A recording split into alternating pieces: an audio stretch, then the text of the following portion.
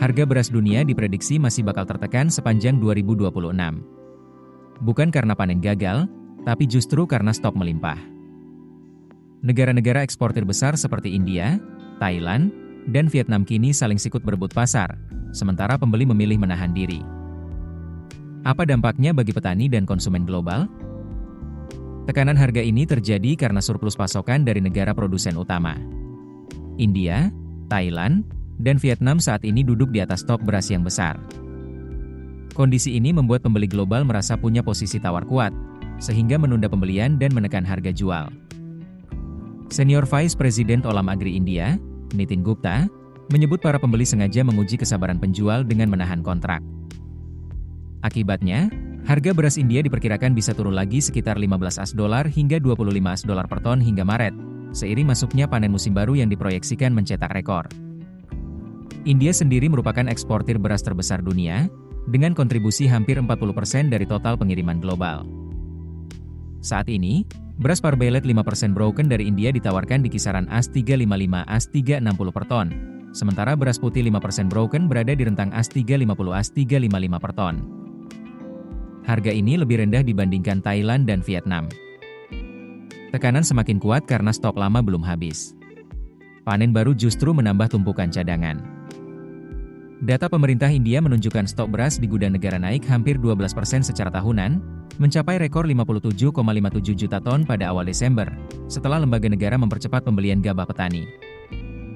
Di level global, Organisasi Pangan dan Pertanian Dunia, FAO, memperkirakan produksi beras dunia pada musim 2025-2026 mencapai rekor 556,4 juta ton, naik 1,2% dibanding tahun sebelumnya. Artinya, pasokan melimpah bukan hanya di India, tapi secara global. Harga beras yang rendah tentu menjadi kabar baik bagi konsumen, terutama di kawasan Afrika dan negara-negara yang sensitif terhadap harga pangan. Namun, di sisi lain, petani Asia yang menghasilkan hampir 90% beras dunia justru tertekan. Margin keuntungan mereka yang sudah tipis kini semakin menyusut. Persaingan antar eksportir juga makin sengit karena sejumlah importir besar seperti Indonesia dan Filipina memperketat impor beras. Kebijakan ini memaksa eksportir berebut pasar alternatif, memperpanjang tekanan harga di pasar global.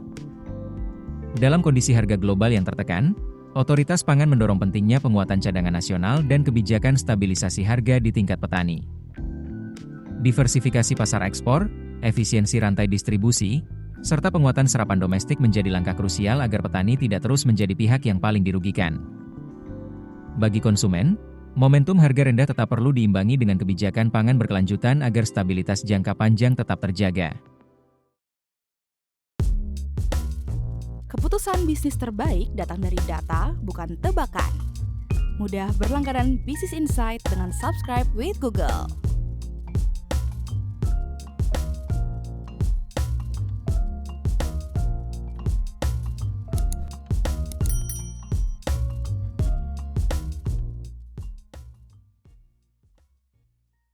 Download aplikasi Kontan sekarang di App Store atau Play Store.